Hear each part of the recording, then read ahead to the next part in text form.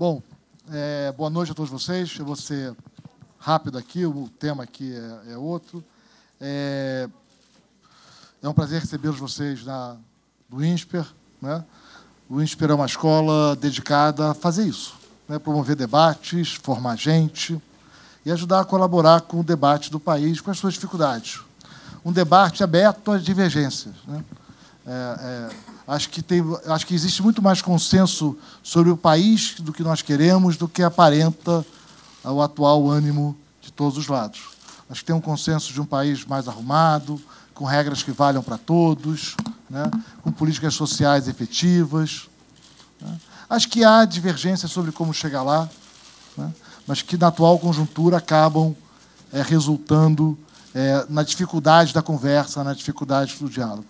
Então, para nós, é um prazer ter aqui o presidente da Câmara, Rodrigo Maia, Fernando Haddad, nosso professor, meu amigo, né? Eu vou nas coisas mais importantes, pela ordem. Foi também prefeito e ministro da Educação, né? Guilherme, da época, que vai mediar, para isso, para ajudar pessoas que pensam diferente, eventualmente, divergem menos do que parece, mas que vão trocar ideias sobre como é que a gente pode construir um futuro melhor para o país e colaborar com a discussão. Bom, para fazer a apresentação, eu convido aqui meu amigo João Gabriel, editor da época que organizou. Desde logo eu peço desculpas que eu vou ter que sair, tem outros eventos que já tinham marcado, mas quero agradecer em nome do INSPER ao presidente Rodrigo, à época, né? E ao Fernando, por aceitar participar desse debate. Espero que seja útil, que seja uma noite prazerosa e proveitosa para todos. Obrigado.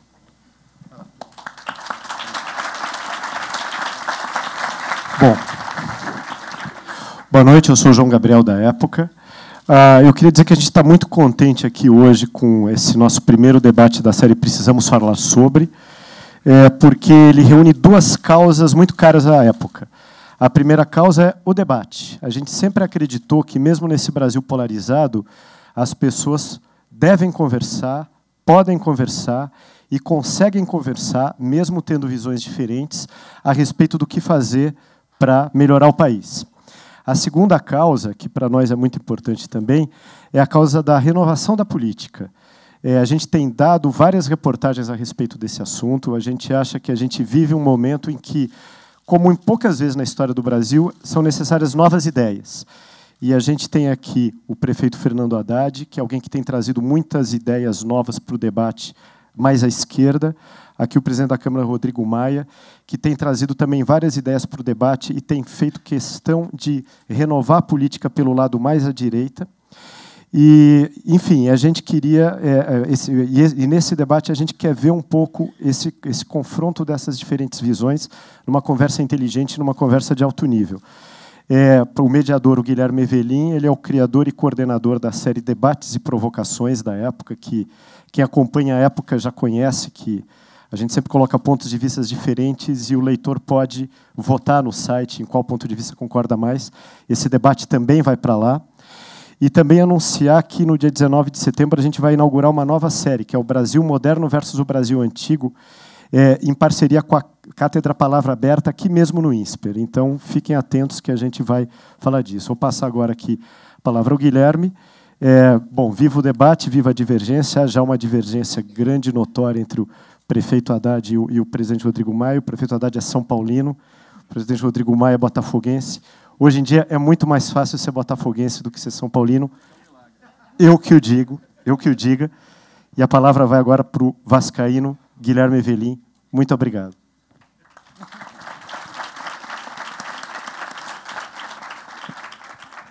Bom, boa noite.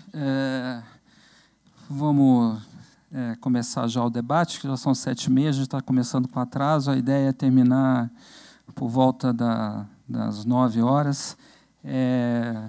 Eu vou fazer perguntas aqui, mas a Cássia, que é da Época, vai estar recolhendo perguntas por escrito para eu fazer aqui também aos nossos debatedores.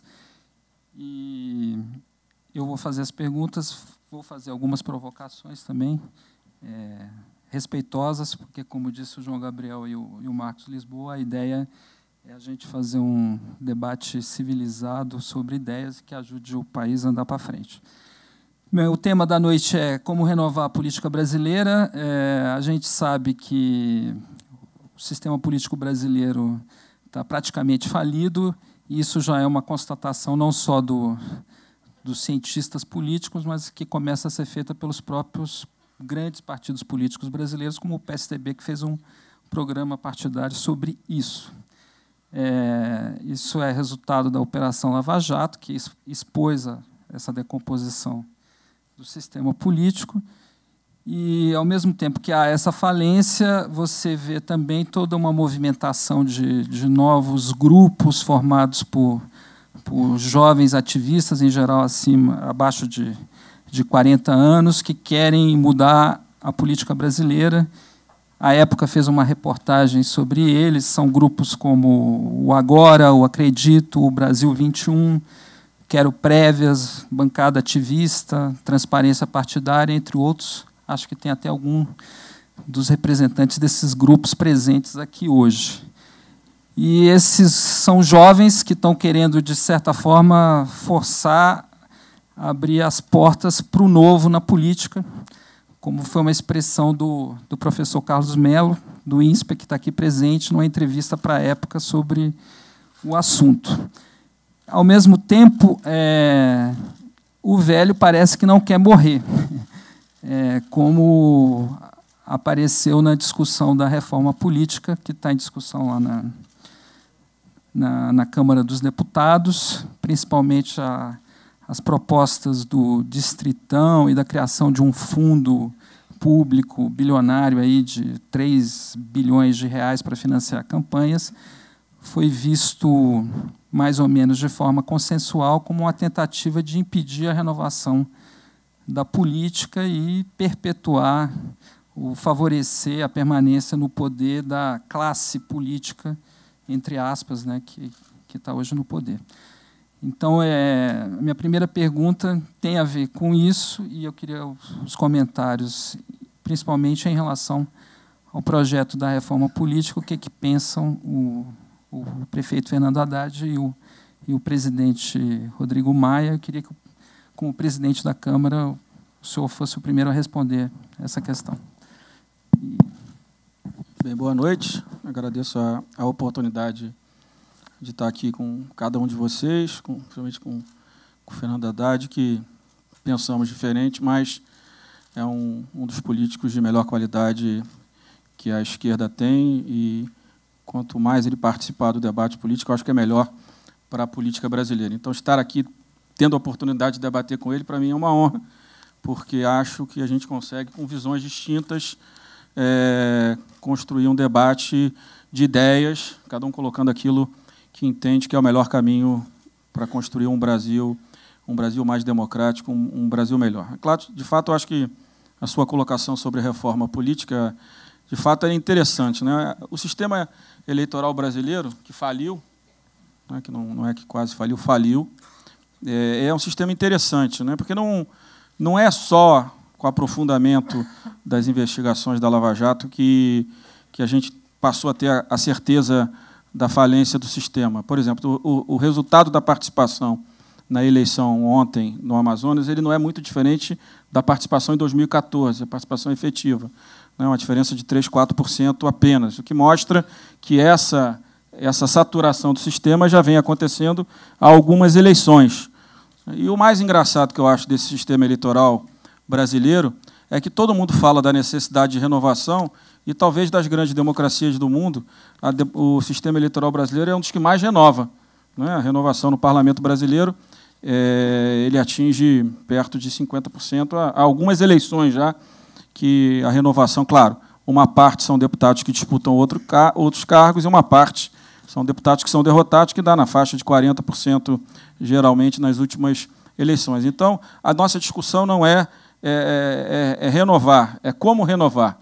O nosso sistema eleitoral ele renova, mas a impressão que dá a todos nós, e eu acho que as pesquisas dos cientistas políticos provam isso, e acho que o dia a dia no parlamento mostra isso, que no cruzamento é o mesmo tipo de político, né? é um segmento que tem alguns segmentos que têm representação forte, as bancadas religiosas que cresceram nos últimos anos, o agronegócio, aqueles que vêm de máquina pública, são secretários em cidades importantes e caminham para o poder legislativo com uma força maior pela estrutura que tem nesses grandes estados e nas grandes cidades e nos grandes estados. E a gente vê uma renovação grande, mas que não sinaliza para nenhum de nós mudanças importantes na política brasileira, muito pelo contrário. E essa discussão da reforma política, ela traz um pouco disso, né? Eu, desde o início, eu sempre disse aos presidentes de partidos que eu achava que a gente... Porque a vontade deles, de alguns, no início, era discutir só cláusula de desempenho e fim de coligação. E eu dizia, olha, só isso, do meu ponto de vista, é muito pouco, porque isso vai fortalecer, né, os que estão aí há muitos anos, não vai dar oportunidade a que novos entrem no processo eleitoral, porque você vai fortalecer quem já está no jogo. Você não está criando um sistema onde você dá oportunidade para que novos quadros participem da política. Então, nesse primeiro momento, no início do ano, eu tentei introduzir o debate da lista pré-ordenada, que foi distorcida, né, foi triturada nos primeiros 40 dias de debate, porque eu entendo que, do ponto de vista daquilo que eu acredito, eu acho que a lista pré-ordenada ela daria algumas vantagens para o sistema eleitoral. Primeiro, mais barato. Segundo, a representação de gênero ela cresce muito rápido. Segundo, ela dá clareza e nitidez ao debate ideológico, do meu ponto de vista.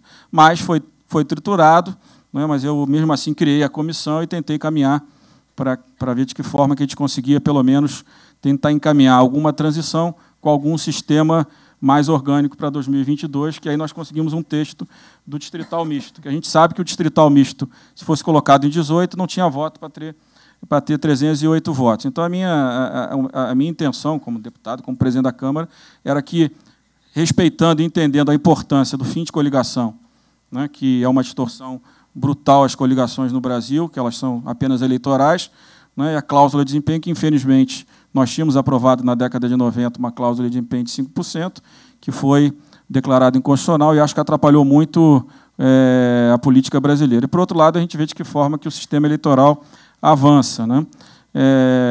Junto com isso, um outro debate complicado... Você pode falar a sua opinião sobre o distritão e o fundo? Vou falar. Eu acho, assim, a minha aposta é o distrital misto em 22. Eu acho que esse sistema está falido. Eu não acredito que o distritão seja pior que o atual sistema. E vou dizer por que eu acho que o distritão não é pior do que o atual sistema. Porque, diferente do que a maioria dos cientistas políticos acredita, eu acho que eu sou minoria nesse debate, eu acho que o voto majoritário ele renova mais e dá mais oportunidade que o voto proporcional. Em São Paulo, acho que uma legenda para deputado federal é 350 mil votos. Então, uma pessoa que não conhece a política, que vem de fora da política, vai para um partido pequeno e vai formar uma chapa para fazer 350 mil votos, eu acho que ele tem mais dificuldade do que se ele representar um segmento da sociedade, ele com 150 mil votos, ele pode estar eleito. Então, eu acho que o sistema majoritário ele é menos conservador na renovação do que o sistema proporcional. O sistema proporcional ele vai gerando essa necessidade de composição de chapa que facilita para quem conhece a política e dificulta para quem não conhece. Então, eu digo, como transição, eu não acho pior do que o sistema atual. Eu acho que, se for o distritão com o distrital misto em 22, eu acho que nós demos um grande avanço na política brasileira. Eu não estou dizendo que é simples, porque nem o distritão hoje tem 308 votos na Câmara dos Deputados. Mas a minha conta é essa. Eu acho que, se você olhar, e eu vi um artigo uma vez sobre a eleição na França, se você não tivesse, claro que o distrital na França é o distrital, não é o distritão, é o distrital tradicional, mas o voto proporcional teria gerado para o governo uma maioria muito menor do que o voto majoritário gerou. Então, eu acredito que o distritão como transição, com a garantia do distrital misto 22, não seria pior do que esse sistema. E o fundo eleitoral, esse é um debate que a gente tem que fazer. Nós acabamos com o financiamento privado. Eu acho mesmo que ele existisse, eu sou a favor do financiamento privado com limites e com restrições a quem contrata com o setor público, mas eu acho que, mesmo ele existindo, as empresas nas próximas 2 eleições teriam muita dificuldade de participar do processo eleitoral. Mas como é que nós vamos financiar a próxima eleição? Tudo bem que ela não vai custar os 7 bilhões que custou a última, mas vamos assim, mesmo assim, 2 bilhões, 1,5 bilhão. Como é que financia? As pessoas físicas também, nesse mar de desconfiança da política, estarão dispostas a fazer doações individualmente para financiar um processo eleitoral de eleições de presidente, governadores, senadores, deputados federais, estaduais no Brasil inteiro? Não sei. Então, é um ponto de interrogação. Agora, é claro que você botar na Constituinte, de forma permanente, um percentual de receita para financiar o processo eleitoral, foi o que eu disse desde o início, está errado. Uma coisa é a gente discutir a possibilidade de um fundo com regras em que o orçamento vai discutir se há ou não espaço para um valor maior do que já existe do fundo partidário. Outra coisa é você colocar um percentual de receita que, em tese, com a economia recuperando, aí não serão 3 bi, serão valores muito maiores no futuro, e acho que a sociedade não pode, não deve pagar por isso. Então, por isso que eu sempre defendi o financiamento privado, até que se construa um sistema eleitoral, se a gente conseguir o distrital misto, que gere uma recuperação da credibilidade da política, para que aí sim as pessoas físicas possam individualmente ter interesse de participar da política. Prefeito, o senhor concorda que a adoção do distritão pode ser um passo, um avanço? E especificamente em relação à questão do fundo também. Queria que o senhor falasse suas ideias. Queria agradecer a iniciativa da época, a pessoa do Guilherme, agradecer as palavras do presidente Rodrigo Maia, com quem eu pude conviver por muitos anos em Brasília e tenho a mesma opinião sobre ele, uma pessoa cordata, que é aberta ao diálogo. Quando eu era ministro, tivemos muitas oportunidades de discutir projetos da educação e sempre tratamos como um assunto acima das questões partidárias, e todas as questões tiveram bom andamento na Câmara. E ele é um dos interlocutores do DEM que manteve com o Ministério da Educação uma relação de altíssimo nível. Obrigado pela presença, presidente. Bom, eu tenho algumas posições divergentes em relação, evidentemente, ao distritão, e eu entendo que nós devemos pegar a questão pela raiz para entender, talvez, as razões da divergência. Na minha opinião, o parlamento ele tem que representar, tanto quanto possível, a diversidade da sociedade. Né? Esse é o ponto de partida. Né? Você já elege, por voto majoritário, o presidente da República, você já elege senadores, governadores e prefeitos. O parlamento ele tem que ser representativo da diversidade. Então, quando há voto majoritário para a escolha de parlamentares, ele geralmente é mitigado por alguma forma de escolha proporcional. Por isso que os que defendem o voto distrital, em geral, defendem o voto distrital misto, e muitas vezes, pelo menos na Alemanha, onde se consolidou, com um número de cadeiras variável, para justamente a representação do parlamento ser a mais próxima possível da representação da sociedade. Então, esse é o fundamento da vida parlamentar. Ela tem que representar, tanto quanto possível, a diversidade. O risco do voto majoritário é ele não expressar a diversidade que existe na sociedade e, a partir disso, você começar a ter problemas em relação às minorias políticas. Né? Você não ter espaço para discutir temas que são caros às minorias políticas. Como o Brasil está, na minha opinião, caminhou bem nessa pauta da diversidade, eu acho que seria um golpe muito forte se nós revertêssemos esse processo, adotando um princípio majoritário para a escolha dos nossos representantes no parlamento. Na minha opinião, um grande retrocesso. Em relação ao distrital misto, desde que ele se aproxime tanto quanto possível dessa diversidade, ou seja um espelhamento o mais fiel possível da sociedade, não vejo problema nenhum. Né? E se nós pensássemos numa regra de transição para esse modelo, certamente não seria o distritão, né, que conflita com essa ideia de representação. Seria o atual sistema sem as coligações proporcionais. Essas, sim, promovem um viés enorme na representação. Você vota num deputado de um partido e está elegendo um deputado que pensa o oposto do deputado que você escolheu. Então, tem um problema grave, na minha opinião, até sujeito a uma arguição de inconstitucionalidade, pela mesma razão que o financiamento empresarial foi vedado pelo Supremo Tribunal Federal, em função do fato de que ele distorce o princípio republicano, distorce a representação. Não sou a favor do financiamento empresarial de campanha, sou a favor do financiamento público moderado, não entendo que as campanhas precisem ser caras.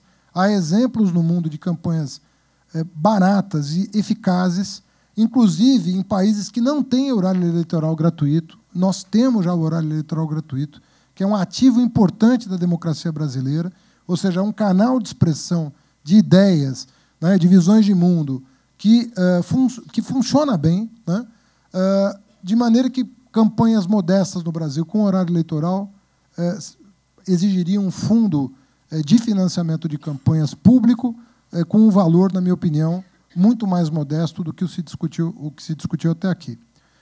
Entendo que a cláusula de barreira... Eu não gosto da ideia de cláusula de barreira em função do princípio da renovação. A proibição de coligações proporcionais já ensejaria uma diminuição do número de partidos, mas a cláusula de barreira ou cláusula de desempenho pode inibir a formação de novos partidos ou a presença de pequenos partidos, mas que têm importância na vida nacional. Um partido não precisa ter necessariamente a pretensão de chegar ao poder, né? Ele, evidentemente, gostaria, mas muitos preferirão não chegar ao poder e defender as suas ideias do que terem que se associar a agremiações partidárias que não representam a sua visão de mundo.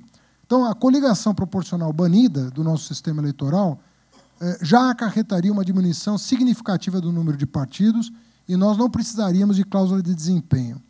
A segunda questão, e o deputado tem razão, em dizer que financiamento público não combina com lista aberta. É verdade. Nós temos que ter clareza disso. Se nós não queremos fraudar as eleições futuras, né, nós temos que reconhecer que lista aberta com financiamento público é um problema.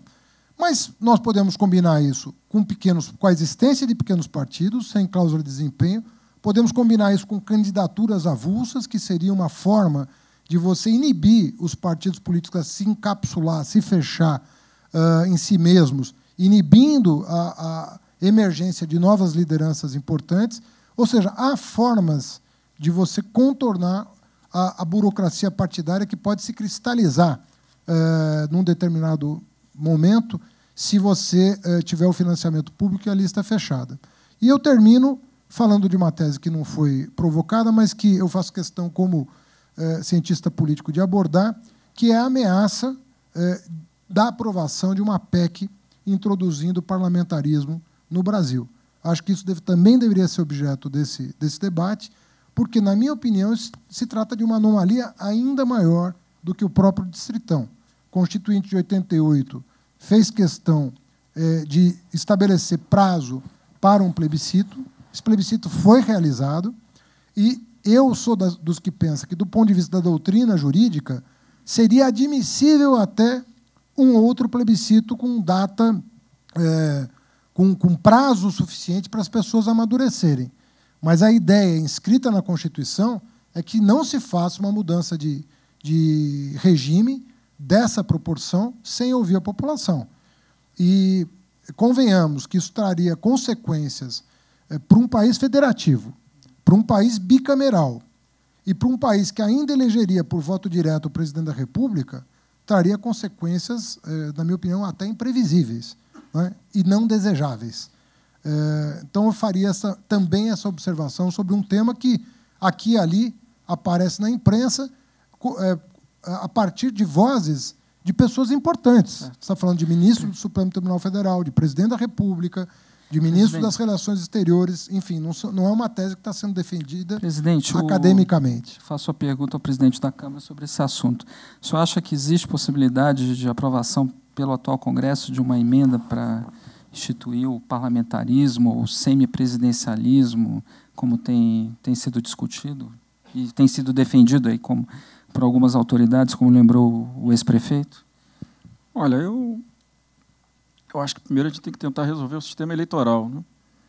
Porque, acho que, não sei, o parlamentarismo nesse sistema que nós temos, vai parecer meio confuso a forma de administração do sistema. Eu concordo com o Fernando nesse aspecto. Eu acho que se houver necessidade de ouvir a sociedade da outra vez, se for essa a vontade de uma maioria no parlamento, que se faça novamente a consulta à sociedade, né?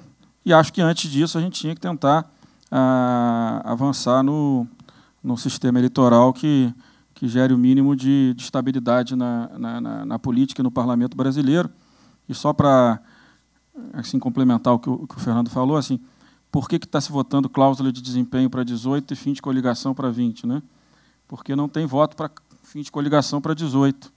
Porque, como o quadro está muito pulverizado, desde os partidos médios aos grandes, de alguma forma todo mundo tem coligações feitas pelo Brasil inteiro.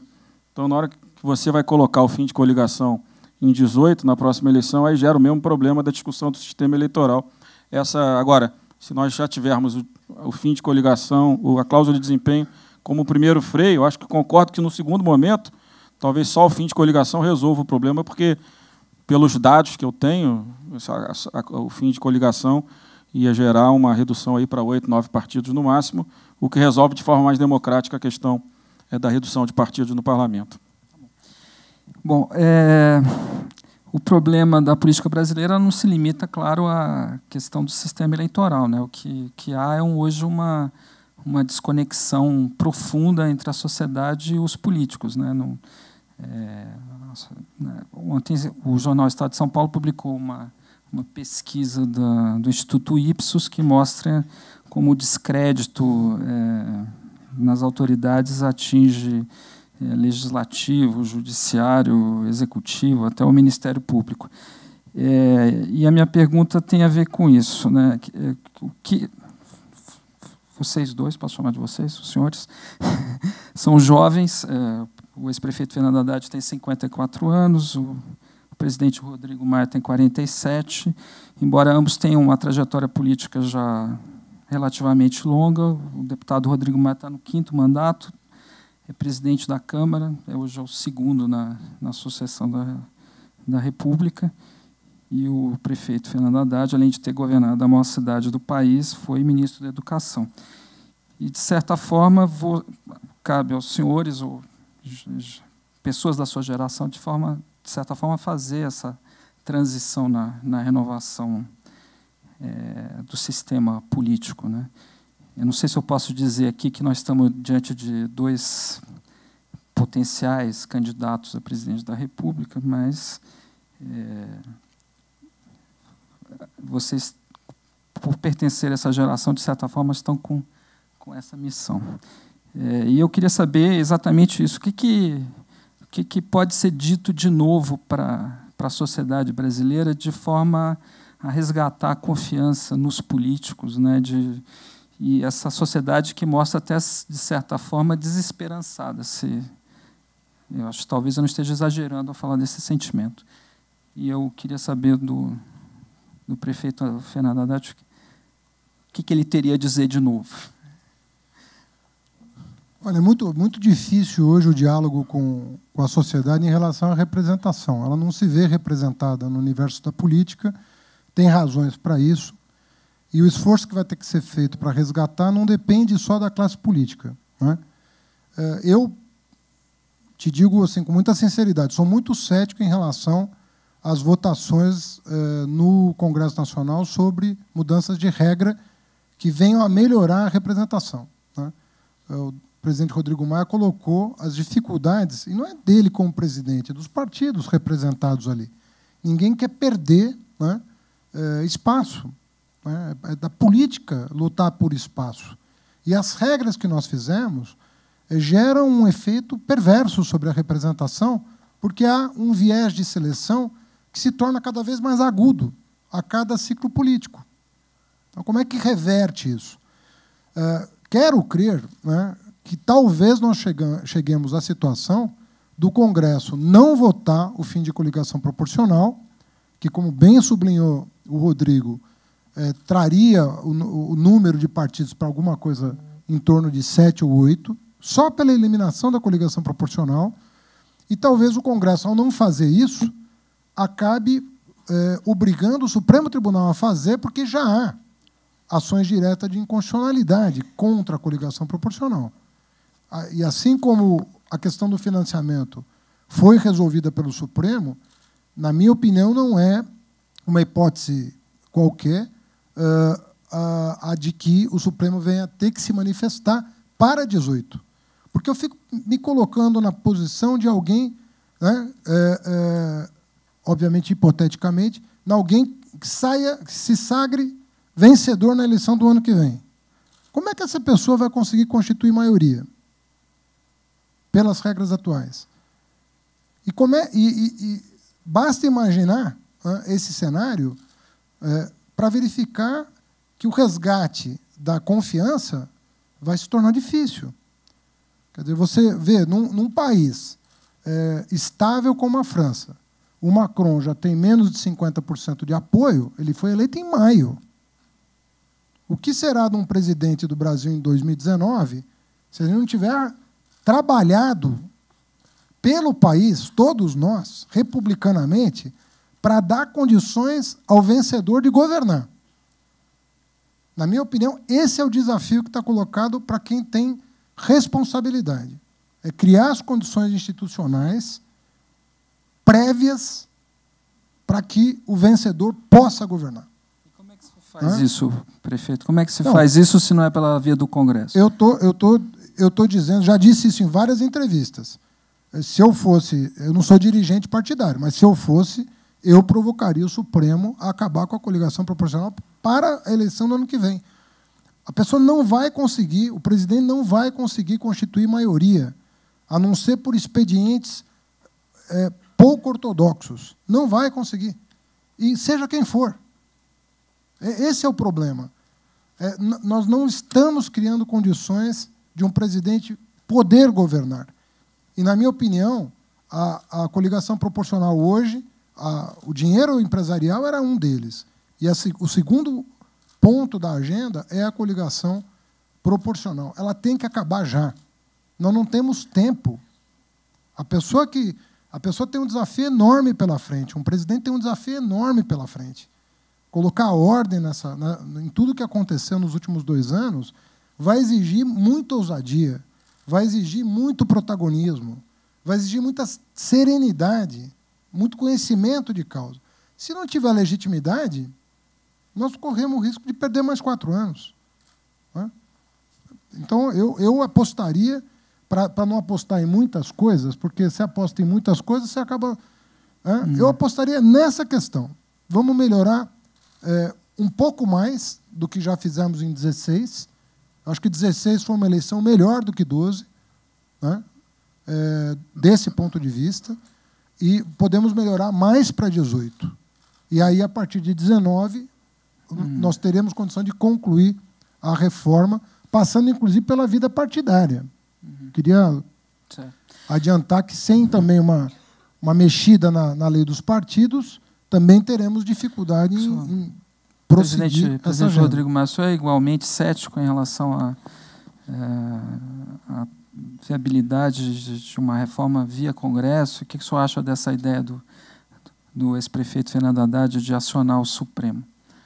Olha, eu primeiro acho que a gente já está conseguindo avançar muito numa agenda em que ninguém imaginava que a gente tivesse espaço e coragem de enfrentá-lo. Isso eu digo porque tenho 5 mandatos de deputado federal. Imagina, eu lembro que em 2001, quando nós votamos uma pequena reforma trabalhista na Câmara, que tratava exclusivamente do negociado sobre o legislado, sem as enormes mudanças que fizemos agora na reforma trabalhista, 60 deputados perderam a eleição e eu quase perdi minha eleição de 2002 por isso. Nós aprovamos e o Senado e o presidente Fernando Henrique tirou do Congresso o projeto de lei.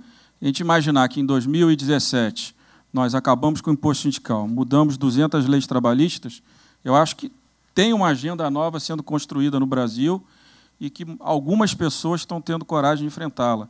A discussão da TLP não é a discussão do governo, é uma discussão do Brasil, a acabar com o subsídio implícito, onde ninguém comanda o subsídio.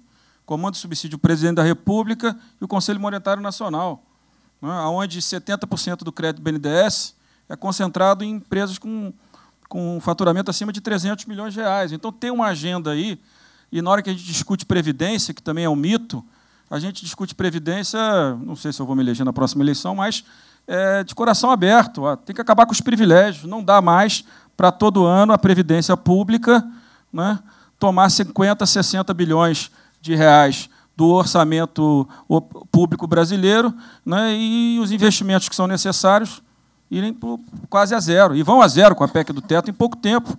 Então, acho que tem uma agenda sendo construída pelo meu campo, claro. É óbvio que certamente o Fernando discorda, mas tem uma agenda construída, e digo porque estou há muitos anos lá.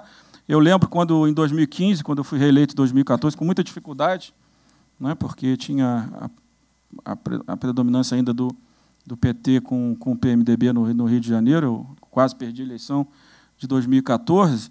E, quando eu assumi em 2015, eu avaliei que o governo Dilma já tinha quebrado o Brasil e que eu tinha a obrigação de, como deputado, ser menos político de oposição e mais o representante dos meus eleitores, e votei as reformas propostas pelo Joaquim Levy, todas a favor.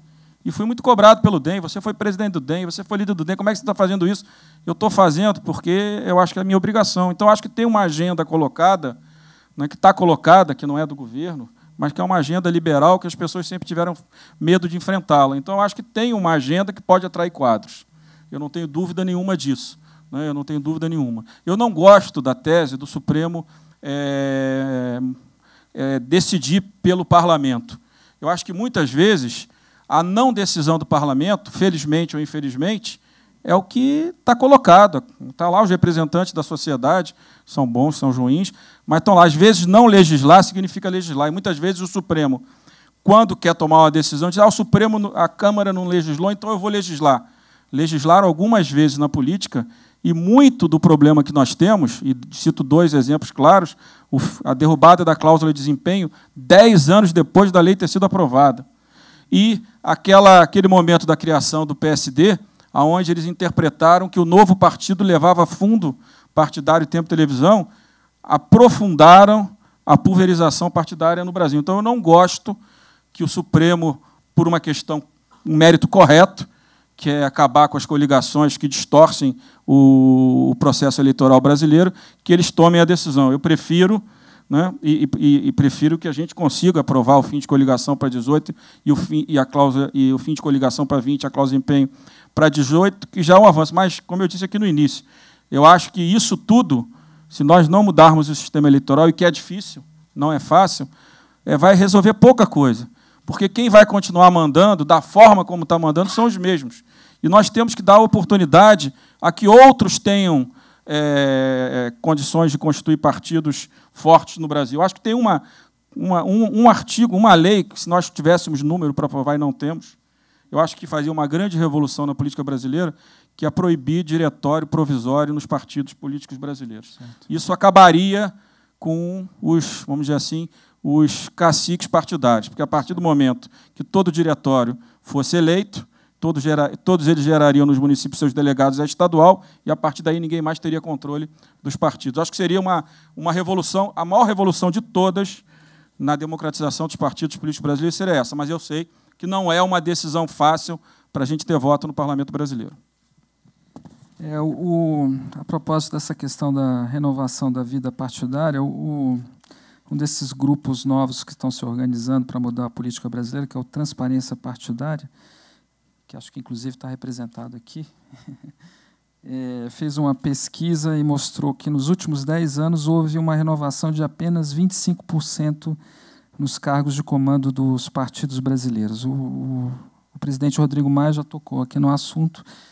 O senhor mencionou rapidamente, prefeito, o que é preciso fazer para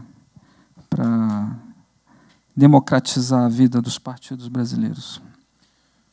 Bom, eu mencionei a lei dos partidos e, evidentemente, o presidente Rodrigo Maia já tocou num dos assuntos que mais afetam a vida interna, que é a questão dos diretórios provisórios, das comissões provisórias. Né? Isso é uma excrescência que impede a renovação, cria essa figura do cacique político, né, do dono do partido, que, junto com a coligação proporcional, destrói o sistema de representação. E, na minha opinião, eu tenho para mim o princípio que defende o deputado Rodrigo Maia, mas quando envolve um princípio republicano que está sendo violado reiteradamente, como esse da representação, eu entendo que, em casos específicos, o Supremo pode e deve se manifestar. Não em todos os casos, né? Mas em casos específicos, sim. Eu até concordo com a decisão que o Supremo tomou sobre a inconstitucionalidade da cláusula de barreira, porque eu, pessoalmente, entendo que alguns partidos ideológicos, à direita e à esquerda, que são pequenos, né, podem e devem continuar a sua trajetória, independentemente de se tornarem partidos competitivos para disputar cargos majoritários, né? E isso acontece, né? O PCdoB, eu vim agora do Maranhão, tem um governador, né, que quebrou uma inércia ali no Maranhão e que representa uma renovação, né? Para o Maranhão, ele é uma renovação. E, na minha opinião, essa questão da renovação, da agenda política, ela sempre tem que passar pelo crivo da urna. Quer dizer, eu não tenho... eu considero a agenda liberal uma agenda que tem muitas virtudes. Muitas virtudes. Não todas que eu gostaria, por isso que eu não sou liberal, né? Eu acho que a agenda liberal tem dificuldades com a questão da desigualdade. Num país muito desigual, eu tendo a tomar outro rumo. Mas eu reconheço virtudes da agenda liberal. Só que qualquer agenda, seja liberal, seja social-democrata, seja trabalhista, tem que passar pelo crivo da urna. Qualquer reforma tem que ser defendida perante o eleitor. E aí você faz. Você tem que convencer as pessoas de que aquilo vai ser bom, né? Você tem que ganhar as pessoas para as suas teses. Aí tudo bem, não tenho nenhuma dificuldade com isso. A alternância no poder é bom. A alternância do poder corrige falhas de governos, né? Quando não há alternância, vai contaminando o sistema, né?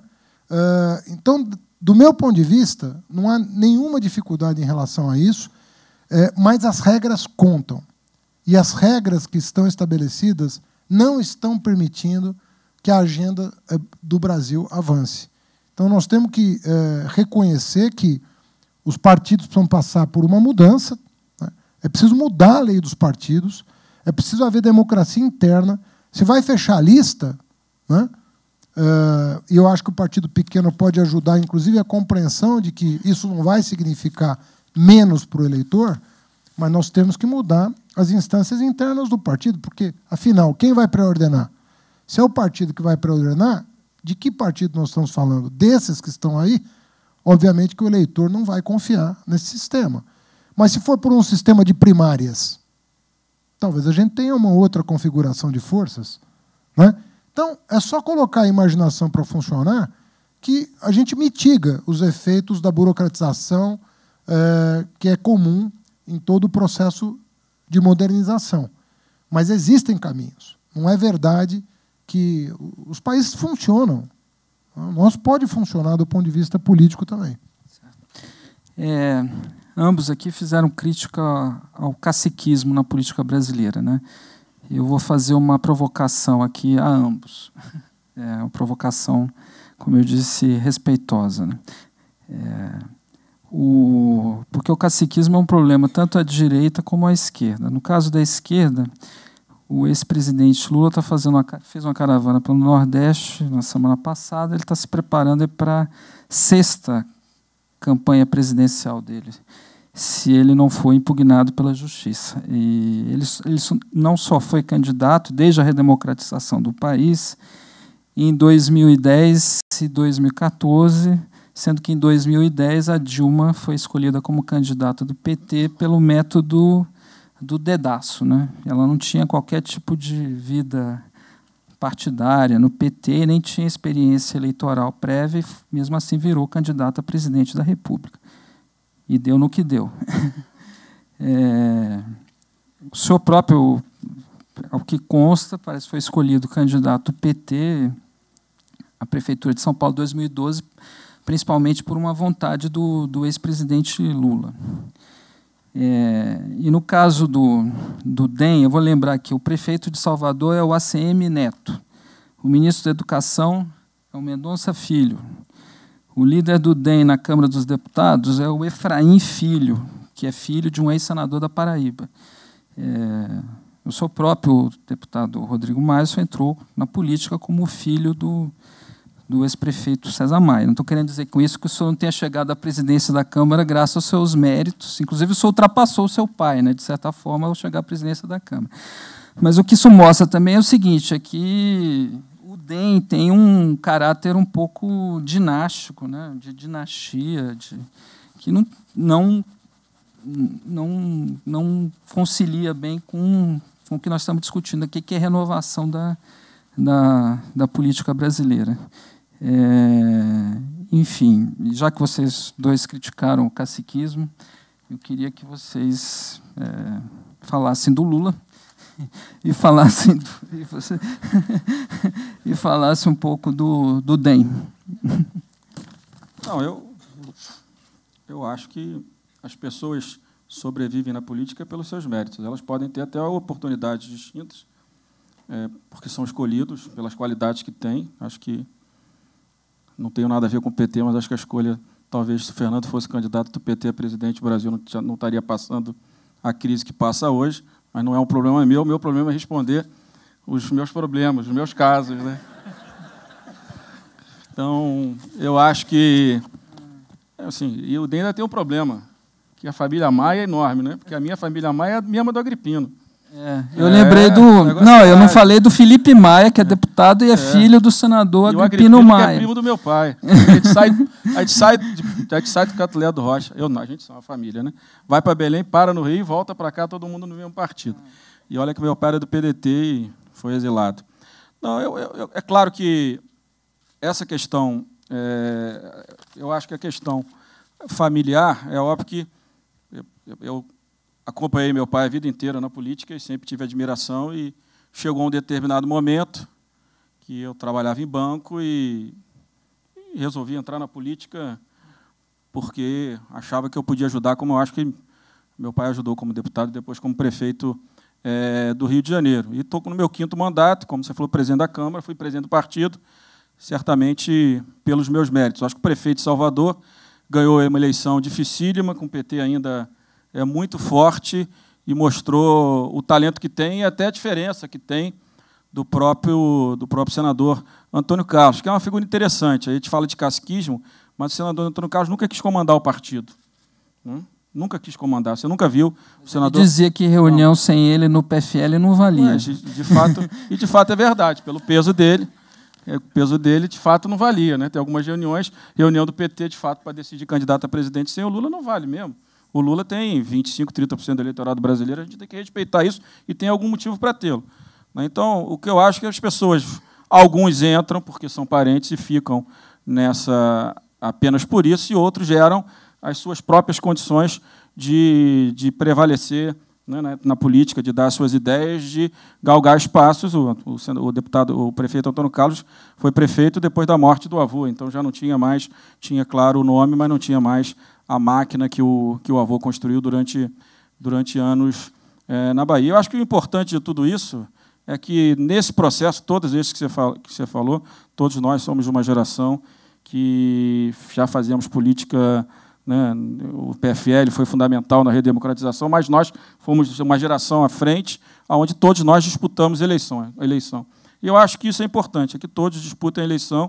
Por exemplo, meu pai é um político mais à esquerda, meu pai tem uma base eleitoral muito forte entre os servidores públicos, e toda a minha agenda é uma agenda que, em tese, de alguma forma, tem algum conflito com a agenda dele. Em nenhum momento eu vi ele me procurar e pedir para que eu trocasse a minha agenda, até porque, como bom economista que ele sabe que a condição do Estado brasileiro necessita de reformas profundas, incluindo a Previdência. Então, é óbvio que o DEM tem uma característica de ter muitos parentes, mas acho que todos legitimados pelo voto e todos ocupando posições.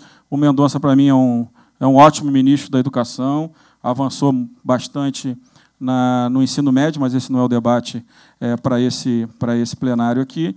Né? Acho que o Efraim é um ótimo líder, é um deputado de grande qualidade, eu acho que terá mais destaque nos próximos anos do que o próprio pai teve na política.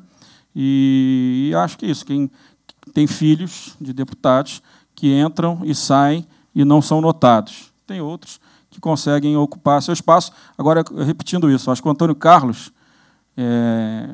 foi uma história engraçada, em 2007, 2006, quando o Bornhausen organizou a renovação do partido, porque, na verdade, o DEM ele surge como um partido de centro-direita, não de direita. O de direita era o PFL. E ele faz a mudança do partido da Internacional Liberal para a Democracia Cristã, Democracia de Centro, fazendo um caminho parecido com o PP espanhol para ganhar as eleições. Só que ele faz toda essa renovação no auge do Lula. Então, ninguém consegue enxergar essa renovação, que agora está sendo, de alguma forma, enxergada. E, em 2007, em nenhum momento, quando o meu nome foi colocado para presidir o partido, né, em nenhum momento o Antônio Carlos quis impor o nome dele, muito pelo contrário. Quando o senador Bornhausen, em algum momento, disse, não, já que não ficou a discussão se ia mudar ou não o nome, né? Aí ele disse, não, se não for mudar o nome, então eu continuo na presidência. Aí o Antônio Carlos disse, então não, então deixa mudar o nome, que a gente prefere o Rodrigo que o Bornhausen, entendeu? Então, do jogo político. Agora, nunca vi, o César Maia nunca foi cacique partidário. O Antônio Carlos nunca foi cacique partidário. O César Maia, não. Não, mas o ACM... O partidário?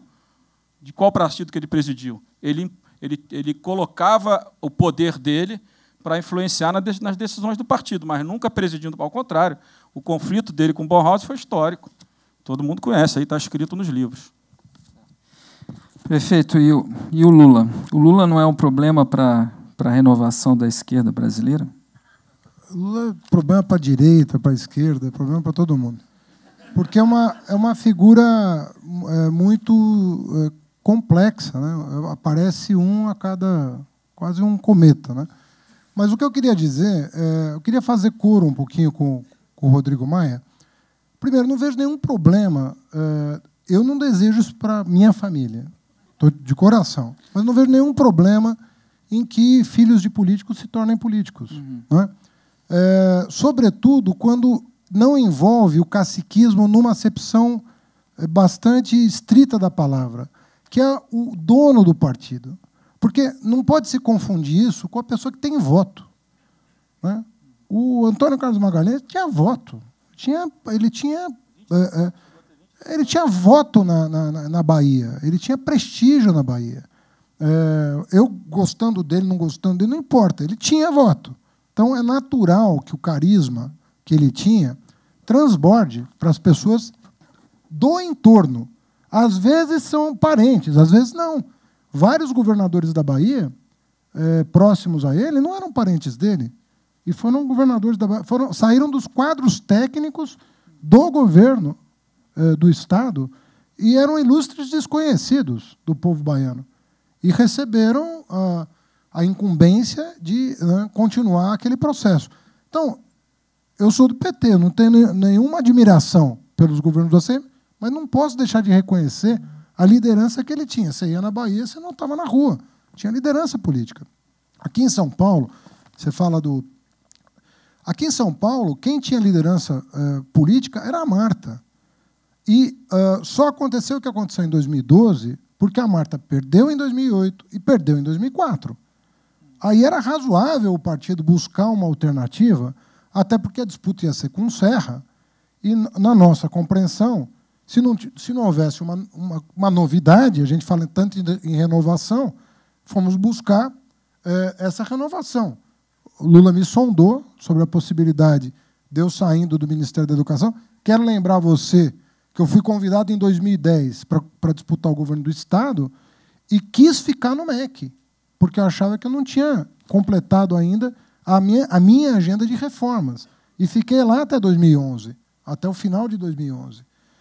De maneira que eu declinei da sondagem de 2010, mas já achei que estava no momento de sair do MEC, depois de 8 anos, e aí topei a brincadeira aqui de disputar a Prefeitura de São Paulo. Mas não foi um movimento que possa ser considerado como você, sabe?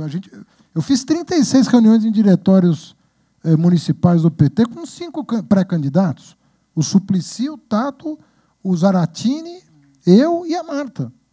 Fizemos 36 reuniões em cada diretório zonal para discutir plano de governo e tal. Então, eu não vejo esse problema. O problema do caciquismo que eu vejo é outro. É quando você, pela fragilidade da legislação, alguém se apossa da máquina partidária.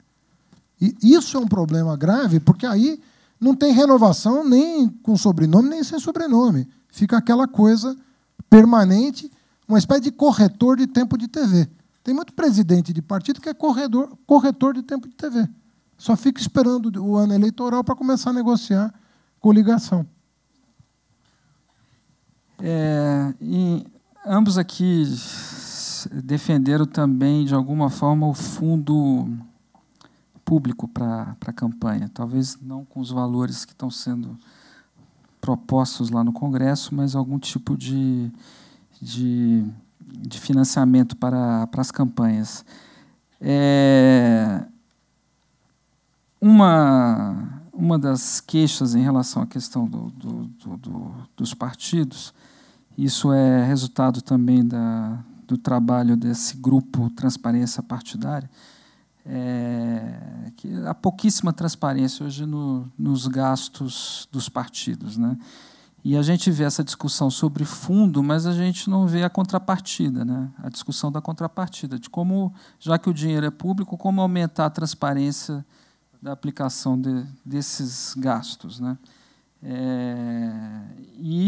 O Transparência Partidária fez uma pesquisa, foi citada numa reportagem da época, que mostrou, por exemplo, que os gastos são feitos em rubricas lá totalmente abstratas, né? Por exemplo, o PSDB gastou 40 milhões do fundo partidário dele com uma rubrica chamada manutenção dos serviços das sedes do partido. O PT gastou 23 milhões de reais com contribuições a organismos internacionais. Pouco se sabe do que seria isso.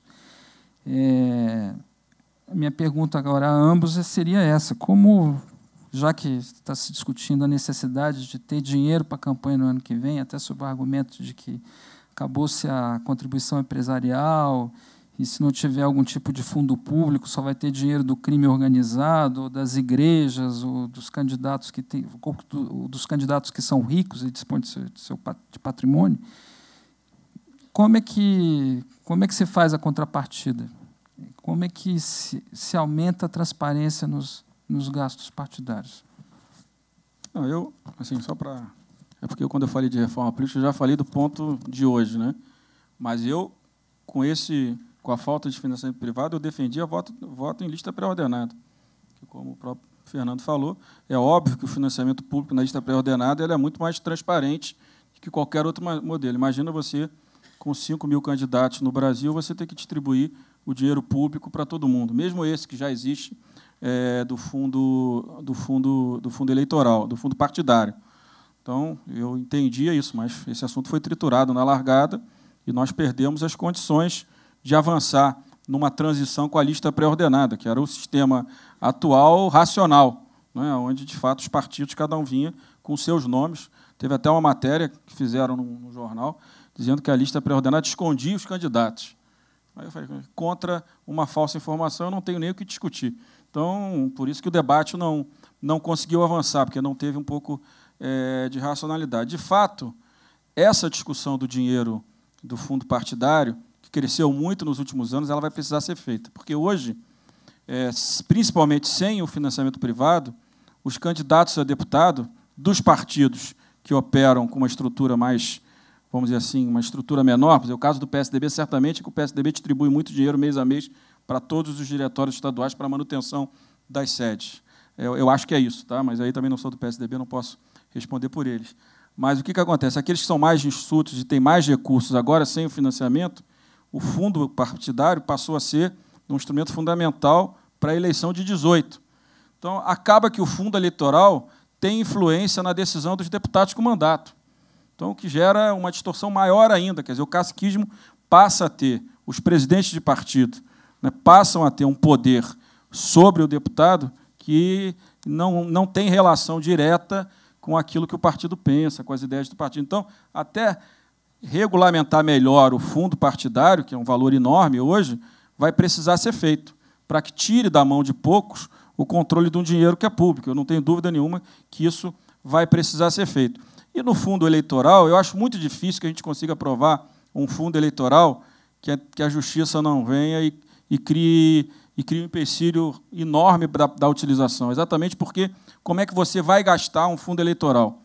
No Rio de Janeiro, sei lá, 50 candidatos a deputado federal. Eu tenho mandato, tem lá 4 deputados federais no DEM do Rio.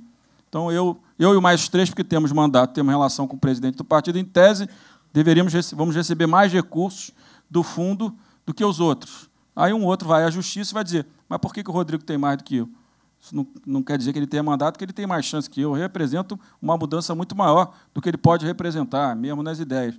Então, a questão do fundo eleitoral, com esse sistema, eu acho que vai ser muito questionado na justiça e eu acho que vai ter muita dificuldade de você poder implementar em eleições proporcionais. Então, eu acho que, e acho mais, acho que essa questão da transparência, ela não é só um problema da questão do fundo partidário.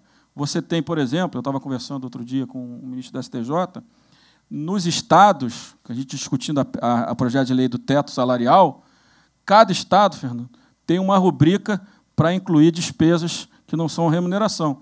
Então, você não tem nem como saber se aquilo ali está no teto ou não está no teto.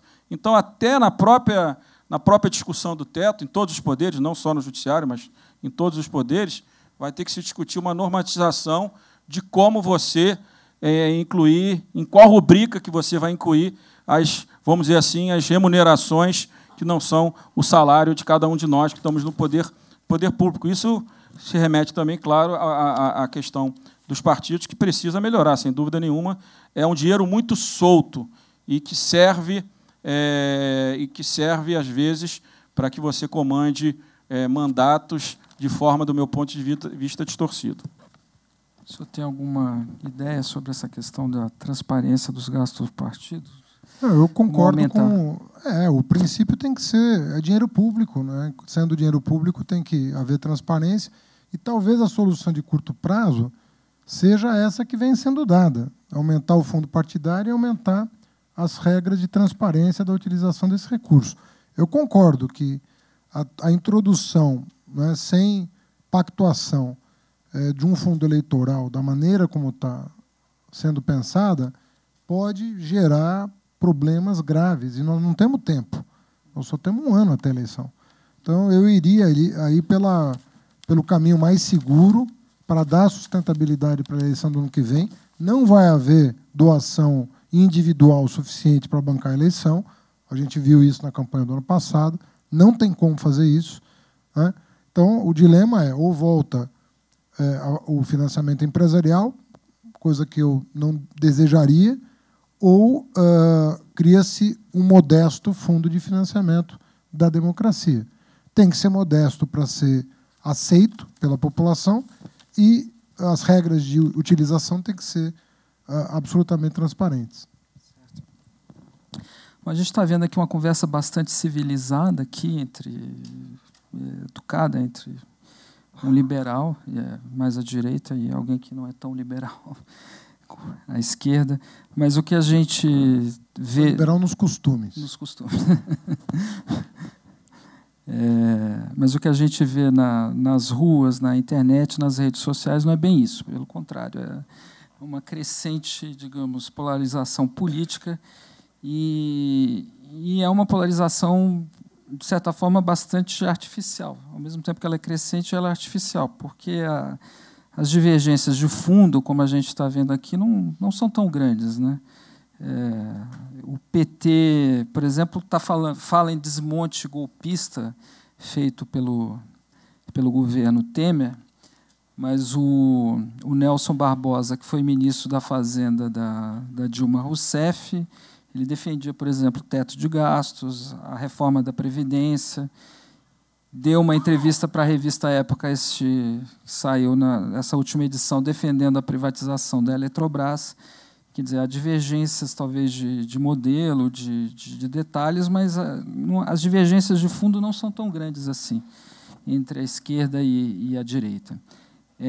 Apesar de que o que a gente está vendo, de certa forma, o PT a esquerda tentando recuperar o discurso mais à esquerda do PT do passado, e a direita há uma disputa para ver quem que se coloca radicalmente como mais anti-Lula, né? E essa polarização, no fundo, ela é meio emburrecedora, né? Pobre e emburrecedora do discurso político, né? Eu queria saber, existe um lugar ao centro que pode ser ocupado? A gente ficou meio na moda falar do Macron, né? Ele começou, como o prefeito lembrou, ele já começa a maquiagem dele de alguma forma começou a cair, né? Mas ele ganhou uma eleição com esse discurso, se posicionando ao centro. Existiria esse espaço aqui no Brasil numa campanha eleitoral? Por que ninguém aí dos candidatos que estão se apresentando está procurando ocupar esse espaço de centro? Presidente. Eu não estou nos que estão na polarização, nunca estive. Quer dizer, há alguns anos para cá não estou mais. No início do governo Lula eu estava. O senhor foi eleito presidente da Câmara, inclusive, com o voto do PT, né? No voto do PCdoB. PCdoB oficialmente na minha reeleição. Eu acho que o PCdoB está aqui presente, inclusive. Nós temos uma boa aliança. Hoje tomei café da manhã com o Aldo Rebelo, que para mim é um dos grandes quadros, um dos grandes quadros da esquerda brasileira, porque compreendeu essa necessidade de ter uma agenda, fugir daquela agenda tradicional da esquerda. Mas eu acho que não é um debate, eu acho que esse momento polarizado do Brasil, radicalizado, eu acho que vai ter um espaço, né? Não é um espaço, eu não sou nem de direita nem de esquerda, não é isso. O centro, para mim, vai representar alguém que consiga ter equilíbrio para dialogar com todos os segmentos da sociedade e formar a maioria naquilo que acredita que é a agenda correta do Brasil, cedendo, claro, é óbvio que sem maioria nas votações do parlamento, essa agenda não avança, graças a Deus, porque a democracia é assim. Mas eu acho que o espaço que se diz de centro no Brasil é um espaço exatamente fora dessa polarização radicalizada. Eu acho que a questão dos valores, que acho que o Brasil avançou bem, de um lado, gerou um radicalismo nesse tema, né? De alguma forma, foi aonde, no primeiro momento, o Bolsonaro se pegou para enfrentar os temas de valores que foram colocados nos governos do PT nos últimos anos. Foi assim que ele começou, do meu ponto de vista. Eu não estou criticando, estou só apenas analisando. Eu acho que assim que ele se coloca nesse radicalismo, você vê nitidamente o conflito pela internet, que valorizou, por exemplo, nesse conflito ele e o próprio João Willis no Rio de Janeiro, que sai de 13 mil votos para mais de 130 mil votos, que acabou sendo uma polarização boa para todos que estão nesse ambiente. Então, acho que essa polarização, né, eu acho que ela tem sido ruim para o Brasil, e acho que a gente vai precisar, eu acho que o centro vai ser esse ponto, sem abrir mão da agenda que cada um dos dois campos acredita, alguém que consiga construir um ambiente de diálogo, um ambiente de equilíbrio, para poder estar discutindo com todo mundo, colocando todo mundo na mesa e podendo construir uma agenda que seja uma agenda que seja uma agenda de superação da crise econômica, da crise social, da redução das desigualdades. Então, o que eu acredito que vai acontecer é que vai ter um candidato radicalizado de um campo, vai ter um candidato radicalizado por outro, e pelo meio não que signifique que qualquer um de nós abra mão das nossas opiniões à esquerda ou à direita, mas que alguém que consiga ter um ambiente de mais pacificação no país, que consiga dialogar melhor com a sociedade e não jogue o Brasil nesse radicalismo, nessa política do ou é certo ou errado, que a gente sabe que as coisas não funcionam bem assim. O DEM quer ocupar esse espaço, então? Claramente. O DEM, eu contei aqui, o DEM, na verdade, que é visto como partido de direita, ele foi construído para ser um partido de centro-direita. Mas como o Lula ainda vinha em 2007, foi o auge do Lula, de 2007 a 2010, a nossa renovação valeu por nada. Só que nesse momento onde a polarização tradicional do PT e do PSDB, para mim, acabou, é claro que a sociedade começa a procurar enxergar aonde vai ter um ambiente né, no campo de cá, claro, naqueles que pensam no campo de cá, um ambiente para que que saia dessa polarização de um jogar a lama no outro, outro joga a lama para cá. Eu acho que isso está um pouco desgastado, acho que já está um pouco exagerado na política brasileira nesses últimos meses e anos, essa política do radicalismo que teve o seu ápice, aí, talvez, no impeachment da presidente Lula, e continua, depois do momento que o Lula vai para a rua, aí o outro lado também tem um ambiente que radicaliza do outro lado. Tá. Prefeito, o PT está fazendo uma inflexão à esquerda com esse discurso, por exemplo, que o partido passou a fazer, por exemplo, de defesa do governo do Nicolás Maduro, lá na Venezuela. Ele está, de alguma forma, alijando esse centro político que o partido cortejou durante um tempo, que, por exemplo, levou o partido ao governo federal por 4 mandatos? Em sequência do impeachment, isso é consequência do impeachment? Bom, é óbvio que há discordância em relação à natureza desse impeachment, evidentemente, né? Na minha opinião, ficou caracterizada uma situação anômala em relação à Constituição, né? Que a decisão do Senado, ela é contraditória em si. Ela afasta uma presidente e não caça os direitos políticos por não reconhecer crime de responsabilidade. Bom, mas não existe essa figura na Constituição. Ou você assume que houve crime de responsabilidade e afasta, ou você assume que não houve e não afasta. Então, ali foi o que eu chamei de casuísmo na época. Criou-se um casuísmo, né, que não tinha nenhum amparo na Constituição, do meu ponto de vista. E isso abre precedentes perigosos para o futuro. Toda solução casuística é ruim, em qualquer circunstância. Eu não fico torcendo aqui para decisões casuísticas contra o PSDB e contra o DEM, e nem contra ninguém, porque isso volta. Você não sabe qual vai ser a sequência de ações. Isso vai retornar de alguma maneira. Então, eu sou muito institucional desse ponto de vista. Eu acredito muito em construção republicana de instituições.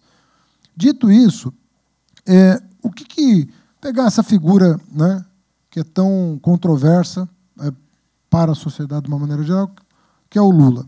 Eu ouço a direita criticar o Lula porque adotou o discurso do nós contra eles, né?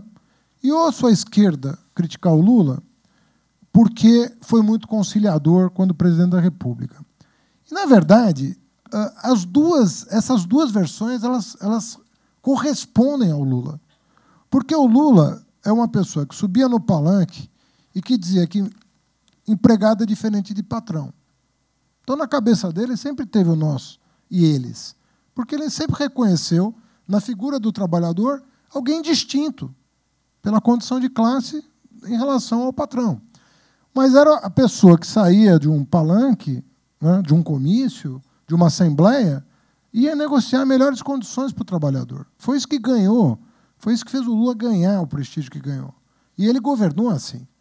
Goste-se ou não, ele governou assim. E saiu com 85% de aprovação, porque governou assim. Então, eu entendo. Inclusive, eu testemunhei encontros do Lula com Chaves, por exemplo. E eu via o Lula questionar o Chaves sobre a maneira como ele se conduzia. E ele dizia, o Chaves, você tem que deixar de ser militar e negociar. Aí ele falou, você é sindicalista, você aprendeu a negociar desde cedo, para mim é mais difícil. Tem outra formação. E a Venezuela não é o Brasil. A Venezuela tem outros problemas. Então, sem julgar, né, porque as condições históricas são muito diferentes, o Lula sempre se colocou como uma liderança na América Latina que buscava mudar a história de desigualdade do continente dentro das regras do jogo, dentro de um padrão institucional muito considerável, eu diria. O Lula governou com muito respeito às instituições. Eu diria mais. Eu diria que ele foi dos presidentes que mais respeitou instituições que eram, inclusive, relegadas a um segundo plano no passado recente. Uma pessoa que fortaleceu as instituições da República, né, como poucos na história brasileira. Então, eu acredito que o que eu desejo que aconteça, um reposicionamento, né, no espectro ideológico, de maneira que as pessoas, o eleitor, tenha clareza sobre o que ele está decidindo, né? Então, se tiver uma direita bem organizada, uma centro-direita bem organizada, que se apresente de forma transparente, que proponha os princípios de um governo liberal ou até conservador, eu não tenho nenhum problema ter um partido mais conservador no Brasil, ótimo que tenha. Se ele se apresentar de maneira transparente e respeitando as regras do jogo, você pode ter centro-direita, direita, esquerda, centro-esquerda, o eleitor vai ser o soberano no julgamento. O que eu acho que aconteceu é que nós desorganizamos esse quadro referencial. O PT não está alijando o centro político. Essa leitura é errada. Então. Vê bem, vamos ver como é que o PT se apresenta o ano que vem. Você está pegando um partido que está...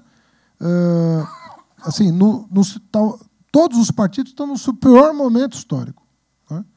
O PSDB está no seu pior momento, o PMDB está no seu pior momento e o PT também. Então, nós temos que reconhecer, nós estamos num momento delicado, né? A história dos partidos demonstra isso. Então, vamos ver como a proximidade da eleição, né, vai reaglutinar pessoas, vai reconfigurar forças, porque o que vale mesmo é quando o juiz apitar, né, o jogo, quando a bola estiver em campo. Agora está todo mundo machucado, né, está todo mundo se sentindo, em parte, injustiçado, em parte... Está acontecendo muita coisa, tem muita ferida aí aberta, né? Isso tem um tempo de decantação, esse processo. Agora, o bom da República, o bom da democracia é que tem calendário. E o calendário ajuda muito as pessoas a se reposicionarem. Então, você vai verificar que, à medida que chega outubro de 2018, você vai ver que os comportamentos vão se alterar, não é? E eu espero que se alterem para melhor, porque vai ser muito difícil disputar uma eleição nesse ambiente que nós estamos vivendo. Mas a minha crença é de que isso vai ser, em parte, superado. Não é que a eleição não vai curar todas as feridas que foram abertas, mas eu penso que a situação de hoje é melhor do que a de setembro do ano passado, e a situação de setembro do ano que vem vai ser melhor do que a de hoje. É a minha convicção. Presidente Rodrigo Maia, só acredita também que a eleição de 2018 ela pode ter esse efeito de recompor as feridas, né? Tem muita gente que acredita que esse é o momento também de alguma reconexão. A gente está discutindo aqui falta de conexão da sociedade com os políticos. Tem muita gente que acredita que a eleição será esse momento, né? O ex-presidente Fernando Henrique Cardoso, inclusive, cunhou a expressão que nós temos que atravessar a Pinguela até 2018. Mas será que não estamos depositando esperanças demais nessa eleição? Será que a disputa política a eleitoral não vai acirrar essa polarização ainda mais, sem querer ser pessimista, mas o quadro pode piorar, né? O Bolsonaro pode subir ainda mais, né? Pode. Aliás, com a sua experiência do Rio de Janeiro, qual é o fôlego do Bolsonaro? Qual é o fôlego do Bolsonaro, na sua opinião? Eu acredito assim, quem na política, pelas eleições que a gente conhece aí das grandes democracias, vamos dizer assim, os milionários americanos sempre disputaram a eleição de forma independente e nunca tiveram sucesso no processo eleitoral. O Trump vence quando ele entra por dentro do Partido Republicano e, sem ninguém acreditar, ele vence as eleições. O Dória é a mesma coisa em São Paulo. Claro que eu não estou comparando o Dória com o Trump de forma nenhuma. Meu amigo Dória não acha isso. Mas é óbvio que, quando ele ganha a primária por dentro do PSDB, ele se legitima dentro do sistema político vigente. Eu acho que esse é o grande desafio do Bolsonaro, é conseguir se viabilizar dentro de um sistema partidário onde ele não tem espaço em nenhum partido que tenha um tempo de televisão efetivo para que ele consiga levar o processo eleitoral à frente de uma eleição nacional, apesar que a internet, cada vez mais, as redes sociais, vem ocupando espaço e a televisão vem perdendo, mas eu ainda acho que nessa eleição a televisão vai ser um espaço relevante, e a questão de você ter aonde aterrissar, né, você ter um aeroporto para aterrissar em cada estado, ter alguém para te receber, para ficar lá depois que você sai, que não adianta fazer um evento com 3.000 pessoas, 5.000 pessoas, e no dia seguinte não tem ninguém lá comandando o teu processo eleitoral, acaba ficando um vazio. Então, acho que esse é o grande desafio que o Bolsonaro tem nesse processo eleitoral. Eu acho que a candidatura do Lula, eu acho que ela vai radicalizar o processo político de 2018. Né? É claro que, pelo que eu estou vendo do discurso do presidente Lula, né, que eu concordo com o Fernando, quando foi presidente, de fato, ele teve um momento de muito diálogo, até para ganhar as eleições ele caminhou para o centro, lá para a Carta aos Brasileiros, mas acho, pelo que eu estou lendo, não falo com o presidente Lula, não tem nenhum problema de falar, não falo porque eu sou de oposição a ele, mas pelo que eu vejo dos movimentos dele, o presidente Lula candidato ele vai gerar um ambiente mais radicalizado. Eu não sei se ele vai querer radicalizar com o Bolsonaro, mas eu acho que ele vai querer criar um polo de radicalização para garantir a ida dele ao segundo turno. Então, eu acho que com a candidatura do presidente Lula, que não parece uma coisa, parece uma coisa mais provável do que não, eu acho que você vai ter uma eleição mais polarizada. Acho que a candidatura do Bolsonaro ela é uma candidatura que polariza pelo campo da direita, mais à direita, e acho que vão ter aí uns 2 ou 3 candidatos que vão procurar um caminho, né, como eu disse, para ser um ponto de equilíbrio nesse radicalismo que a política brasileira vem enfrentando nos últimos anos. Quem será? Aí ninguém sabe como é que vai ser esse processo dentro do PSDB, que é o partido no nosso campo que tem a melhor estrutura, tem governadores, tem uma estrutura partidária forte. A gente não sabe se eles vão conseguir se organizar pela primeira vez, né? Até agora nunca conseguiram, mas talvez esse seja o momento que eles consigam se organizar, e se eles se organizarem, de fato, a candidatura do PSDB é muito forte. Não sei se eles vão entrar nessa polarização com o PT, que é uma polarização tradicional entre PT e PSDB, e acho que outros vão procurar sair do radicalismo e construir um projeto de mais diálogo, um projeto que possa ser uma coisa mais aí no nosso campo, mais ao centro-direita no campo político. Prefeito, o senhor concorda com essa opinião do presidente Rodrigo Maia, que uma candidatura do Lula vai radicalizar o quadro eleitoral no ano que vem? E o PT está dizendo que o plano A, B e C do partido é a candidatura do Lula. E eu pergunto, o senhor é o plano D do PT para 2018? Vai ter que ir até o Z para você acreditar, né? Mas a Gleisi foi até C. Foi até C. Olha, o PT evidentemente não pode cogitar trabalhar com outra possibilidade que não a revisão da sentença de primeira instância para dar condições ao presidente disputar uma eleição livre e submeter ao escrutínio, não é, do eleitor. Não é? Vai ser questionado sobre tudo, vai se explicar, e o eleitor é que vai ter a condição de dizer o que pensa, né, dessa situação. Do meu ponto de vista, e eu procurei me apropriar, né, tanto quanto possível, desse processo em especial, eu, sinceramente... Porque uma coisa é o seguinte, bom, você achou uma conta corrente, você achou... Tem fatos que você fala, bom, isso aqui tá errado, isso aqui. Sabe? Isso aqui tem uma prova cabal, né, de que aconteceu esse ilícito, e eu não quero aqui ficar enumerando eventos que são notórios, porque eu não estou aqui para ficar falando de pessoas, mas todo mundo tem de memória, né, aqui os fatos que são incontestáveis, onde houve ilícito e ponto final. Está lá, tem uma conta no exterior, tem uma mala de dinheiro, todo mundo sabe, né?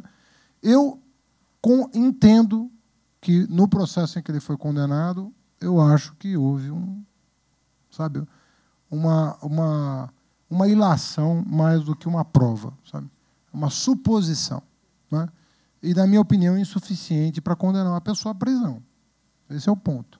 Falo isso do Lula como falaria de qualquer pessoa. Quero deixar claro aqui.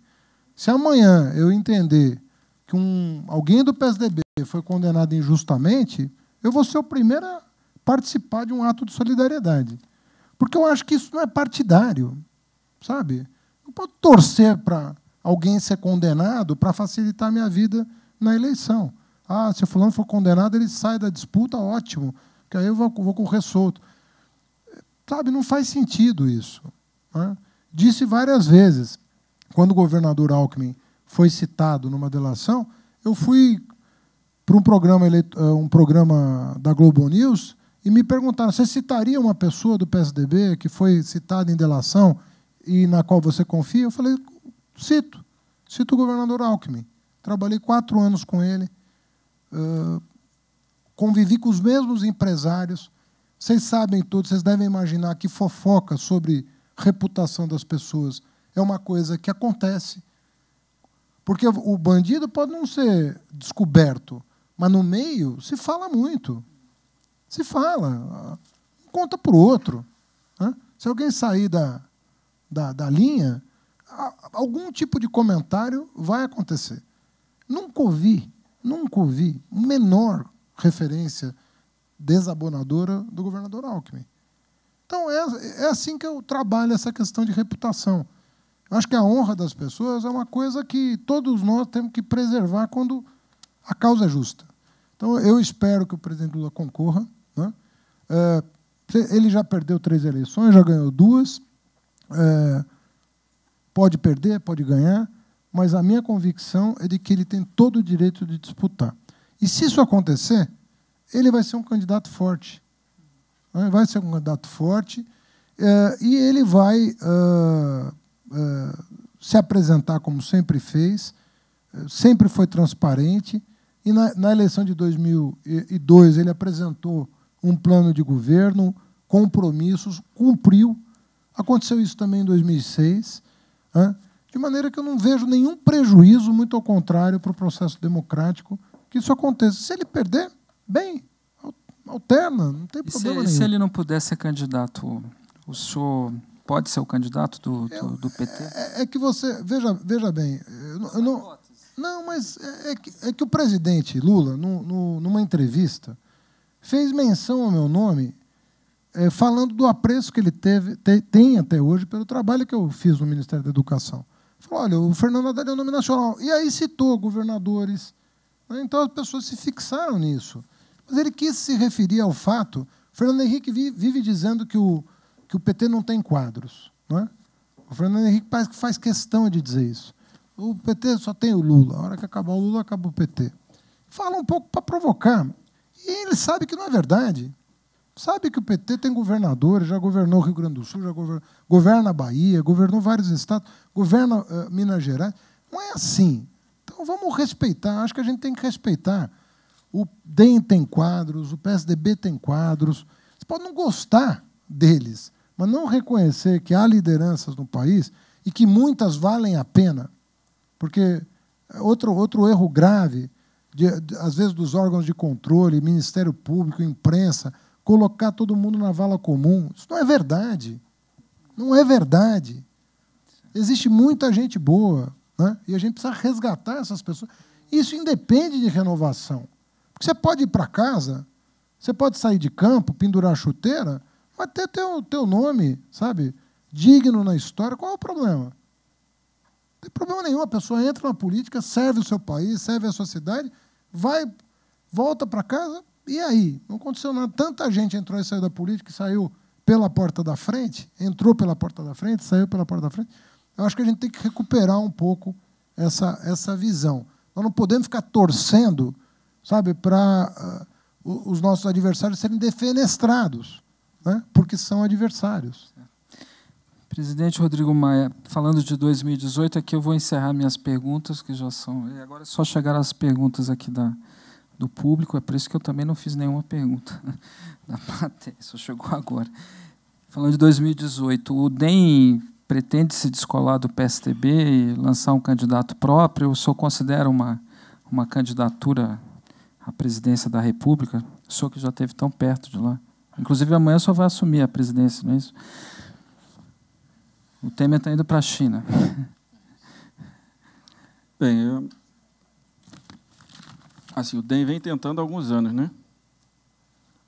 O DEM não conseguiu até agora construir um projeto. E acho que nas duas últimas eleições, a forma como o DEM, toda a minha opinião, não quer dizer que o partido concorde com o que eu digo, mas, quer dizer, na de 2010 eu tenho certeza. Na de 2014 eu não estava na presidência do partido, apenas tenho opinião. Mas o PSDB nos tratou muito mal.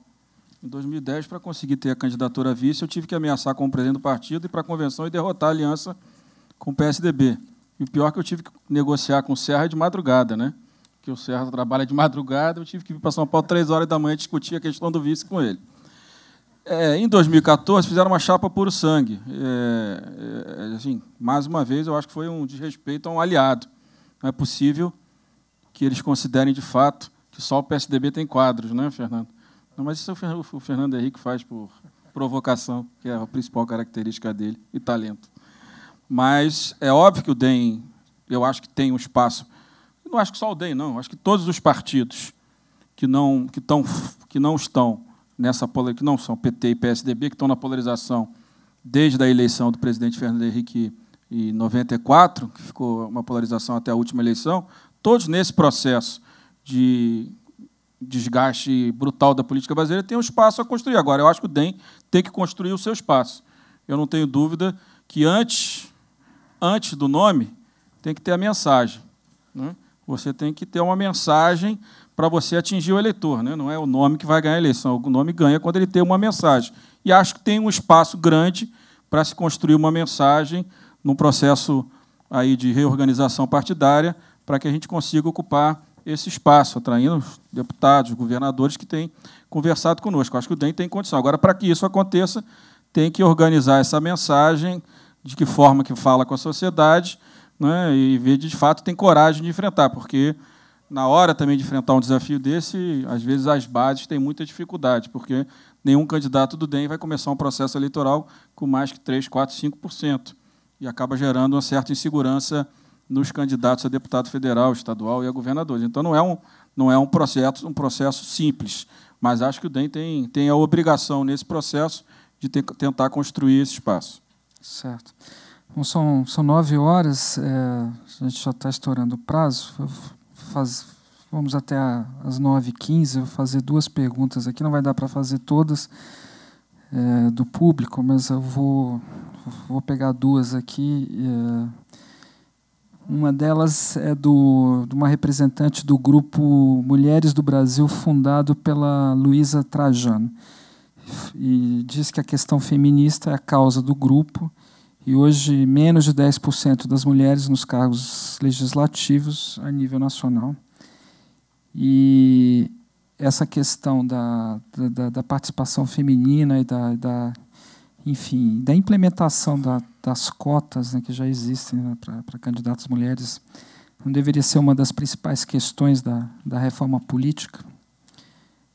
Eu faço a pergunta a ambos aí, quem quiser. Não, eu disse aqui, eu acho que a forma que mais legitima o crescimento da participação da mulher é a lista pré-ordenada, mas a lista pré-ordenada não tem voto. Agora, tem uma proposta de uma emenda constitucional para criar cota de vaga. Eu não sei se esse é o melhor caminho, porque você vai distorcer, não no Rio de Janeiro, que já tem mais de 10% de mulheres que têm cadeira na Câmara de Deputados, mas em estados menores, talvez se gere uma distorção do processo eleitoral, criando até uma dificuldade. Mas eu acho que, para a representação da mulher, o distrital misto, por exemplo, não é que nem a lista pré-ordenada, que cresce mais rápido, mas no distrital misto, se ele for aprovado para 22, a participação da mulher cresce. O que nós temos que fazer é, nas políticas dos partidos, como a gente fez em 2015, ampliar a participação da mulher nos programas semestrais do partido, os recursos que, efetivamente, do fundo partidário tem lá um percentual que seja, de fato, gasto para atrair a participação da mulher, mas, assim, para mim, de forma mais objetiva, se a lista pré-ordenada tivesse espaço, que não tem,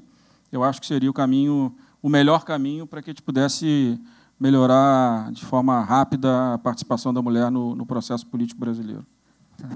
O que o senhor acha da ideia de cotas para aumentar a participação eu concordo feminina? Que o caminho é lista, né? A lista resolve, né? Mas, no âmbito do Executivo, eu entendo que o exemplo do chefe do Executivo, independente de ser homem ou mulher, é muito importante também, né? Compor um secretariado ou um ministério representativo dessa diversidade é uma coisa que, do meu ponto de vista, importa, né? Eu vejo o Justin Trudeau, por exemplo, quando ele apresentou os seus secretários, você via ali toda a nação canadense representada. Mesmo o Macron tentou fazer isso, né, e fez de uma maneira, valorizou essa questão, né? Então, eu penso que o chefe do Executivo, sendo homem ou mulher, ele pode alterar. E, no campo do Legislativo, aí eu concordo, né? Nós temos que, efetivamente, encontrar outros caminhos de representação. E, na minha opinião, o voto distrital misto ou o voto proporcional com lista, que também é uma hipótese, na minha opinião, boa, poderia resolver. Certo. Tem uma pergunta que o autor não está identificado, né? Como será possível resgatar a confiança do povo brasileiro nas instituições e na política se a renovação for feita pelos grandes nomes da velha política? Eu aproveito aqui para fazer uma pergunta sobre candidaturas independentes ou avulsas, independente dos partidos, que é uma das bandeiras desse movimento chamado Nova Democracia, que reúne vários desses grupos aí que estão querendo renovar a política brasileira. O que o senhor acha, presidente Rodrigo Maia, da ideia de candidaturas avulsas ou independentes? Eu fico pensando, se nós estamos caminhando para aprovar a cláusula de desempenho, eu não sei como no parlamento a participação de candidaturas independentes, como é que elas vão conseguir ocupar o espaço, já que haverá, em 4 eleições, um limitador crescente da participação de partidos. Eu acho que é uma contradição em cima de um tema que todos estão, que é uma defesa majoritária, que é a cláusula de desempenho com fim de coligação, pelo menos onde o que eu leio, o que eu tenho acompanhado. Eu acho que para o sistema parlamentar, eu vejo com mais dificuldade. Numa eleição majoritária, uma eleição para o executivo, a dificuldade é depois como é que governa, né? Como é que um candidato independente, como é que ele governa uma cidade, um estado, o país. E acho que o Brasil tem muitos partidos, né? Eu acho que a possibilidade de se construir espaços, se as pessoas não estão satisfeitas com os partidos tradicionais, eu acho que existe, vai ter espaço para isso. E, como eu disse, eu acho que a renovação ela se dá por dentro dos próprios partidos, né?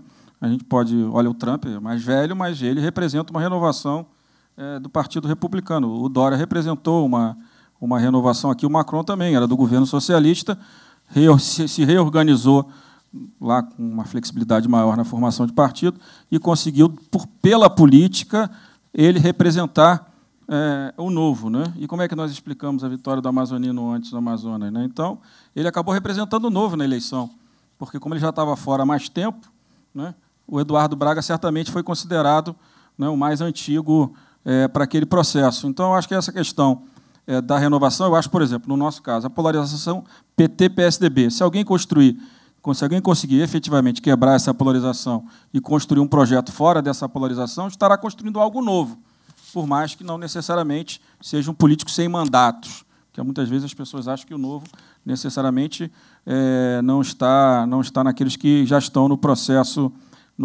político. Então, eu acho que o novo ele vai ter que aparecer, eu acho que ele aparece, eu acho que tem um espaço grande, mas por dentro da estrutura partidária. Eu não consigo compreender que alguém vai conseguir ganhar uma eleição presidencial no Brasil que não seja construindo um tempo de televisão razoável e bases eleitorais nos estados para que se construa isso. Até os próprios nomes colocados aí de pessoas da sociedade, que tem muito apoio, muita aparição popular, eles mesmos, na hora que eles vão conversar, eles já estão começando a compreender isso.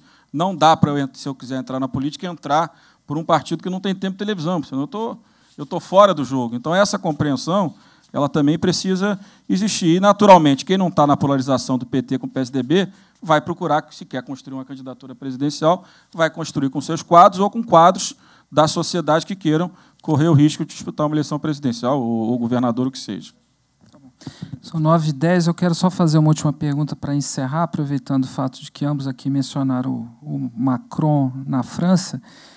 E eu queria lembrar que lá ele fez a renovação por fora do sistema partidário, né? Ele criou um movimento fora do Partido Socialista, né? E aí a última pergunta: até que ponto a renovação na política não depende também da eleição para um cargo majoritário, como a presidência da República? Foi o caso lá na França, que ele foi eleito e depois conseguiu fazer uma ampla maioria lá na Assembleia Nacional. Se a renovação também não se faz pela eleição à presidência da República. E aí vamos encerrar. O modelo francês passou por um aperfeiçoamento, porque chamam o modelo francês de semipresidencialista ainda, mas, de fato, ele deixou de ser. Não é verdade que o sistema francês... Porque agora, o que acontece na França? Você elege o presidente por voto direto, o que não era assim até a Quarta República. A Quinta República introduz o voto direto para presidente, e depois você tem o casamento dos calendários para o parlamento, que é feito depois da eleição para presidente. Por isso que o Macron foi bem sucedido em compor maioria. Ele vai por fora do sistema tradicional de partidos, mas contando com uma eleição parlamentar posterior à sua própria eleição. Então, isso dá a ele um poder maior do que de qualquer presidente, porque ele já sai com maioria. Né? É como se nós aqui elegêssemos o Congresso Nacional depois de saber quem é o presidente. Ou no segundo turno, por exemplo. Poderia ser um modelo. Porque aí você, efetivamente, você empodera o chefe do Executivo com uma condição de governabilidade muito boa. Essa é a condição que o Macron foi eleito. E, mesmo assim, está tendo dificuldades em função das circunstâncias. Né? Então, embora não seja contra candidatos avulsos para o Executivo, eu não vejo isso como problema, mas é muito difícil ganhar. Vai ser muito difícil ganhar nas regras atuais, com a eleição concomitante e com horário eleitoral gratuito da maneira que é distribuído. Você não vai ter chance. Mas a legislação poderia abrir essa oportunidade para prefeitos, governadores e para o presidente da República contemplar candidaturas avulsas.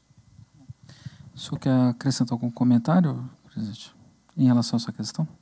Bom, então são 9h13, vamos encerrar a conversa. 9. Enfim, eu quero agradecer a presença do ex-prefeito Fernando Haddad, do presidente Rodrigo Maia, que veio de Brasília para esse debate, gentilmente aceitaram esse convite. Eu espero que tenha sido útil e proveitoso para quem assistiu e, enfim, que tenha ajudado um pouco no avanço do debate das ideias, que é o propósito da revista Época, né? E para quebrar um pouco essa polarização emburrecedora que está prejudicando tanto a política aqui no Brasil. Bom, boa noite, muito obrigado a todos os presentes.